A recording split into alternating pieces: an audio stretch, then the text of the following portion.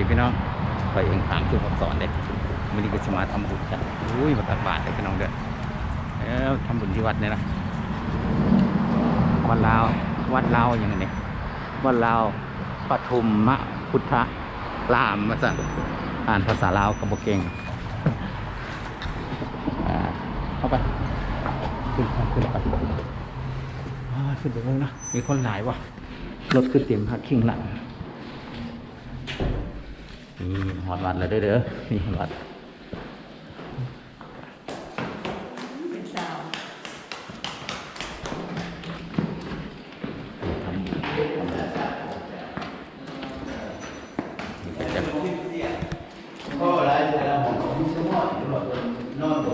เป็นตัววัดใหญ่ไปเนาะเป็นตัววัดใหญ่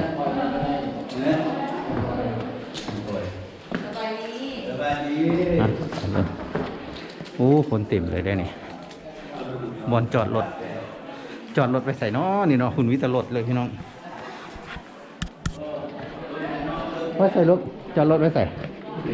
เอาที่ไปพุ่นวะเอาไปพี่แม่ลูกเอาไปพี่เอาดิโอเคจูเอาดิโอเคยูชิวเอาดิไปเอามาไว้พี่น้องกันเนี่ย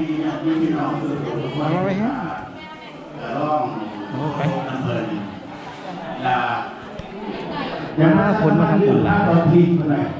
เต็มเลยสบายดีฮะคุณม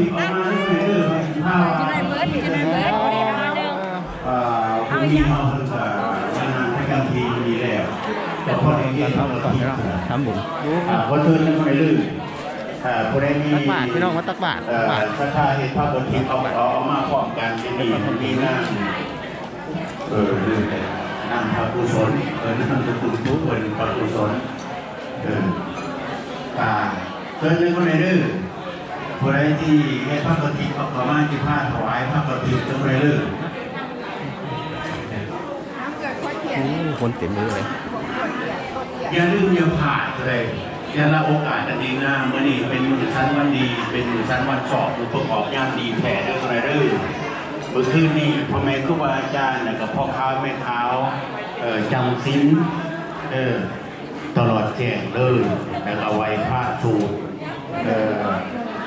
ชมพูดพระพุทธรูปก็เรียบร้อยไปแล้วแต่กับเพิ่นบอกทั้งเรื่องว่าปัญญาปรมี30 ขันอะไรสูงปัญญาปรมี30 ขันนอกจากนั้นวิธียืมง่ายๆจากปัญญาปรมีโอเคขอโทษนะเด้อมีอาจารย์เพิ่นมาประจำทีเนี่ยมีมอนเลยขอท่านี้ขอท่าเลยขอท่าเลยไม่สบายกันมาประจำทีเนี่ย2 โมง 10 โมงเลยคนหลายเลยพี่น้องคนมาหลายวิธีจริงเลยปัญญาปรมีก็อันนี้ปัญญาปรมี30 ขันนะพระเจ้าโอ้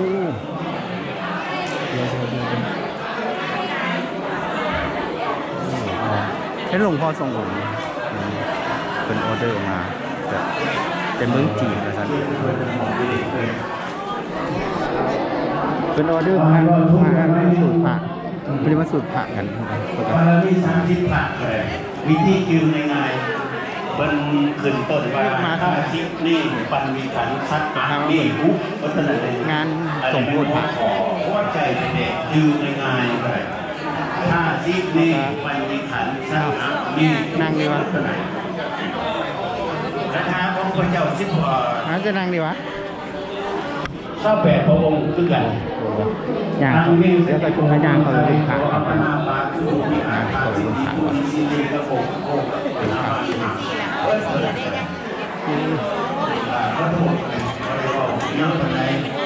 No story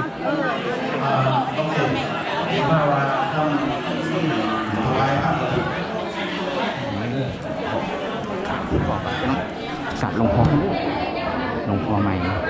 ถูกผัดสวรรค์2 องค์แล้ว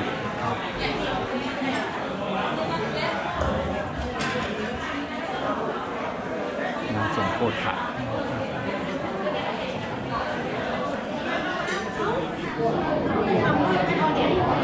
โอ้คนหลาย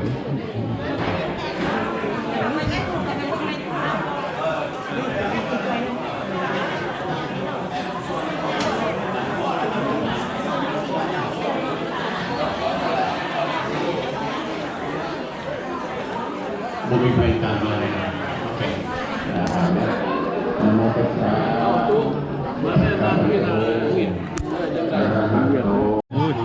ตายาย ต้องมาตักบาตร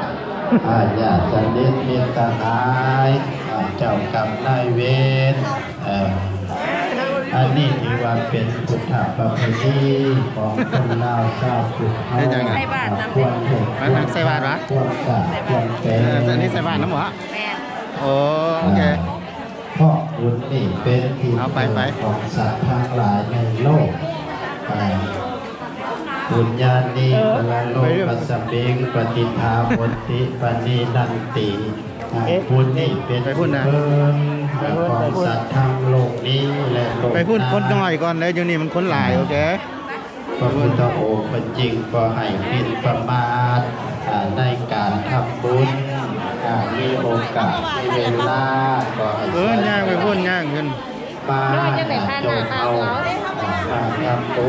ญให้ทานมาหักษาศีลมาภาวนามานั่งสมาธิ เจ้าเสื้อไฟนี่นะโอเค นี่คือว่าเป็นจิต เต็ม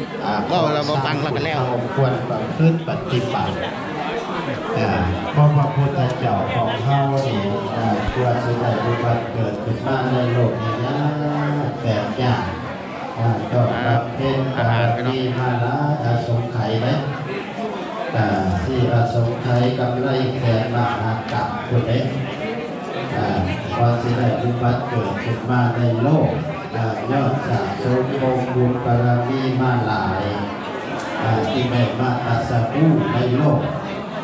สนับพระพุทธเจ้าได้รับพระองค์หลังจากอุบัติเกิดขึ้นมาในโลกแล้วเป็นทิ้งเที่ยวจาริกไปเทพโปรดเมรยาสัตว์เดินจากแยกสู่แยกเดินจากเมืองสู่เมืองเดินตีเป่าบริขี่รถที่นั่งในยุคนี้เลยจากป่าสู่ป่าจากเขาสู่เขาจากกระท่อมรวมหยาของคนก่อท่านเกิดขึ้นสู่ปราสาทลาดสว่างของพระราชามหากษัตริย์เดินจากบ้านเล็กเมืองน้อยสู่บ้านใหญ่เมืองโตเพื่อมือคนสัตว์ให้ลุ้นคนออกจากกองทุกข์กองกิเลสแม่สิไก่ปันได้เพิ่นก็เสด็จดังเดินไปอย่างโยมพวกนะพวกมีความเมตตากรุณาต่อเราสัตว์ทั้งหลายผู้ที่มีอวิชชาเป็นเครื่องกัดมีปัญหาเป็นเครื่องผูกไว้ท่องเที่ยวไปมากอยู่ในวัฏสงสารนี้ออกจากสังสารวัฏนี่พระพุทธองค์เปรียบเหมือนม้าที่เขาลามไว้เสาเขื่อนเสาหลักอันมั่นคงเมื่อมันดื้อมันก็ยืนไก่ลักมือเสานั่นเองเดินก็เดินเลี้ยนหลักมือเสานั่นเองนั่งก็นั่งไก่ลักมือเสานั่นนอนก็นอนไก่ลักมือเสานั่นพระพุทธองค์เปรียบผู้ต้นผู้คนสละในทั้งคำสอนของดูขอประชาสัมพันธ์เด้อถึงโอเมพิโตเมียวอกกี้หรือว่าจ้างราชดีเนาะเมืองก็เมียวอกกี้เฮาดีก็ดีเนาะเมื่อที่ก็ถือว่าญาติโยมเฮากับมาจากวัดลาวพุทธสมัคคีกับมาหลายทางหลายคนเนาะเพิ่นจะเป็นบริวารตามอาจารย์มาเพิ่นก็ได้ต้นกระพุทธรับน้ำมาจำนวน750 ดอลลาร์เพิ่นก็มาสมทบเนื่องในงานบุญสมโภชพระพุทธองค์เขาเนาะและก็ขอประชาสัมพันธ์ถึงญาติโยมทุกท่านทุกคนเด้อผู้ใดอยากไปร่วมกินร่วมทานเรื่องในงานบุญมหาชาติเรียกว่าบุญพระเวท อยู่ที่วัดลาภพุทธสมัคคีเมืองแก้วจีนเข้ากับเชิญไปได้เด้อพี่น้องเด้อเริ่มต้นตั้งแต่วันที่17วันที่18วันที่19เนาะ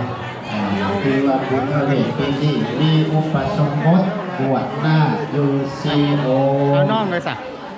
น้องไปใส่มาตะกวาน้องมาโรเบิร์ตเลยวัดแก ที่ผู้ตัดสินได้